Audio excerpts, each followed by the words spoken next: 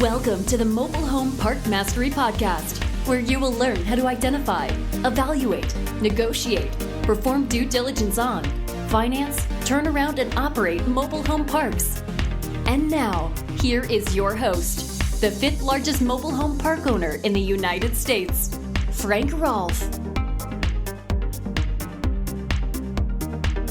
One of the scariest moments in any mobile home park acquisition is when you receive the survey in from the surveyor. Because for the first time, you're going to see what may be some hidden flaws that could potentially derail the transaction. But many times, these problems, which you initially think are so grandiose they cannot be cured, actually have been solved in the past, and there's kind of a standard playbook to correct them. This is Frank Rolfe for the Mobile Home Park Mastery Podcast. We're going to talk all about survey problems, the normal problems that do arise, and some ways to mitigate those. So let's first identify why there are shocks in the survey, and that's simply because mom and pop traditionally have owned the thing, the mobile home park, for decades.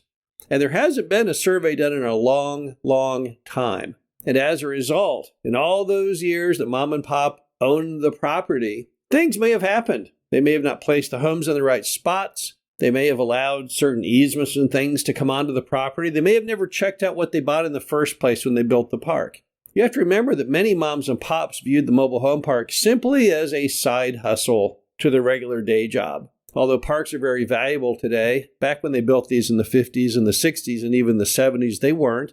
And it was just a way for a postman or somebody else with a normal day job to have a little side money coming in the door, typically on a piece of land that they owned as a family farm. So here are some of the things that you will find in many, many mobile home park surveys and how you can kind of correct those. The first one are easements crossing the property. Now, if you're lucky, when you get the survey, there won't be any. But sometimes you'll see something which resembles a road crossing right through the middle of the property, and that can be a complete deal killer. Now, that's one option. You could say, I'm not going to buy this deal. Look, there's an easement for a road going right through it diagonally. But that's not typically the correct way to proceed. Because often if you go to whoever has the easement, which has never been built, you can get those easements vacated. Let's assume that a city was going to build a road back in the 1940s. And so they went ahead and have an easement going through the property to build that conduit for folks to drive their cars from point A to point B right through your mobile home park. But over the years, they built roads elsewhere, and now they don't need that road anymore. And you can go back to the city and say, hey, you've got this easement for this road, and you put it on the books back in 1946, and it's never been built. It's about 80 years later. Are you still going to build the road? Then oftentimes they'll say, oh, no, we're not building that road. Yeah, we'll go ahead and agree to go ahead and vacate that easement. Because a lot of times the easements back before parks were built, some of those things are, a half a century or more old. If they were going to put them in, they already did. And if they're not going to put them in, you'll find many cities are open to the idea simply of acknowledging formally they're not going to do that. So it's not often a deal killer when you do have some of these easements crossing properties that are unbuilt. I'm not talking about things that actually are built, but things that never were built. Those easements on the books, you can often go and get those corrected. Another common problem you have on surveys with mobile home parks, and this one is really common, are homes that are overhanging property lines. Now, what happened? How can the mobile home front half be on your property and a portion of the back, however, hanging into the neighbor? Normally what happened was the mom and pop didn't want to spend the money to actually put survey stakes in on their own property. So they just kind of guessed where the property boundary was. They thought to themselves, well, I think the property boundary is a straight line. If I stand at this tree and look down to that other tree, I kind of think that's my boundary, but they're wrong. Their boundary is not even a straight line. So what happens is they're parking that mobile home on that spot back in 1968, it's sticking 5 feet into the neighbor. And the next home after that, sticking 10 feet into the neighbor, and so on and so forth. Often, they'll have many of the streets perfect, nothing overhanging, but then there's one street where almost every home is hanging into the neighbor, and it's because of sheer ignorance. It wasn't malicious. They didn't think, oh yeah, I'm going to quietly push this home into the neighbor and hope I get away with it. No, they just didn't know where the boundaries were. and they didn't want to spend the money to find out. And now decades later, you're going to find out,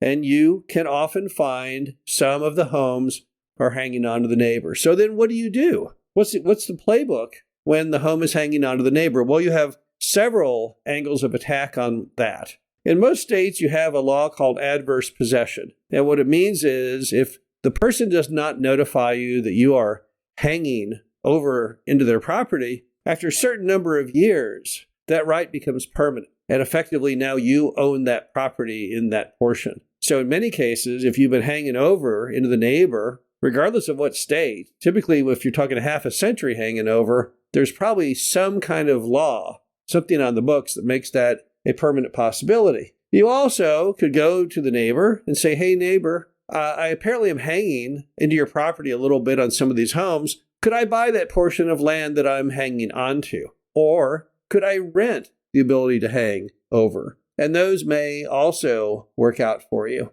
Now, some of the lenders, however, even if you go to the neighbor and say, hey, neighbor, I want to hang into you, that may cause them some degree of heartburn. It's going to depend probably on how many homes you have overhanging. If the entire park is overhanging into the neighbor, probably that deal cannot be financed. But that's not normally the case. So when you have those issues with homes hanging over, it doesn't mean the end of the movie. You can still potentially work that thing out. Now, there is one caution on that. You normally cannot fix it if you are overhanging onto county or federal or city property. There, you don't have the right of adverse possession. You can't get an agreement to overhang, and that can be a real problem. Another issue that can sometimes happen in mobile home parks when you get the survey is you're missing a little tiny piece of your park. Now, if the little piece you're missing might be down in the playground area, it might not be a big deal, but I've seen surveys in which the part that's missing could potentially be a 4x4 square right in the middle of your road. How's that even possible? Because mom and pop were playing it fast and loose when they built the mobile home park, and sometimes they didn't bother to acquire all the land. So they built the park, built the road, but it really wasn't their right to build it as they did because they did not actually have ownership of all of the land. So what do? Same thing as when the home overhangs. You may have a claim through adverse possession. You might be able to go in and simply buy that little out parcel from the neighbor. We once had an issue, or I had an issue in my early career, on a mobile home park where the mom and pop did not realize, but there was an entire section of the park, probably about a third of the park, that was on the neighbor's land. Apparently, when mom and pop built the park, they never bothered to do any surveying at all, and the neighbor never complained. We were able to get that solved by having an attorney go to the neighbor and say, look, neighbor, someday you're going to want to sell off your farm, and you don't want to have any title dispute with us. So let's just make it clean. Let's go ahead and get this all legally sorted out now. So once again, a survey issue which looked impossible to solve ultimately was rendered whole. And then finally, and this is very, very common on many surveys, are mobile homes that are violating your own easements. You typically have in your mobile home park easements for such things as gas lines and power and even water and sewer. And sometimes homes are sitting on top of the easements. Once again, mom and pop weren't paying attention. Or maybe they knew what they were doing, but a home wanted to come in that was a little bigger than they had planned for, and gosh darn it, they didn't want to lose the money, so they said, go ahead and put that thing on in there. Once again, not necessarily a deal killer, because often you can go to the utility and say, look, I'm overhanging you. What does it mean? What are the ramifications? It's not uncommon that the utility will give you an agreement. And in that agreement, if they ever have to replace or dig in that area, you have to remove the home while they're digging potentially and put it back. Doesn't sound very cheery, although the risk is probably extremely low that that would ever occur. But in the diligence phase, you don't want to let that hide. You want to bring it out to the forefront. Go and say, okay, I'm hanging into your easement, Mr. Power Company. You're hanging into your easement, Mr. Gas Company. What does it all mean? Contrary to what most people think, it doesn't mean the deal is going to die necessarily, because often utility companies are fairly familiar with the concept of people who have encroachments into their easements. And the good news of mobile home parks is, since it's private property, often those easements are for your own use. So you can actually move the easement around. It's been done before. The bottom line is, when you get the survey, don't despair. If you open it up and there are things wrong, there are homes overhanging, homes in easements, maybe an easement running right through the property. If you want to quit, if you don't like the deal to begin with, sure, it's a good reason, easy to make you give it back. But in many cases, those survey problems can be properly rectified. You'll have to use some knowledge, some strategy, probably the use of an attorney, definitely to write up the solution. But once again, like with all deals, if you work at it creatively with diligence and patience and perseverance, you can get the job done. This is Frank Rolfe, the Mobile Home Park Mastery Podcast. Hope you enjoyed this. Talk to you again soon. Thank you for listening to the Mobile Home Park Mastery Podcast. Be sure to visit us at mhpmastery.com to subscribe to the show, read our show transcriptions, and access all of our great information on mobile home park investing.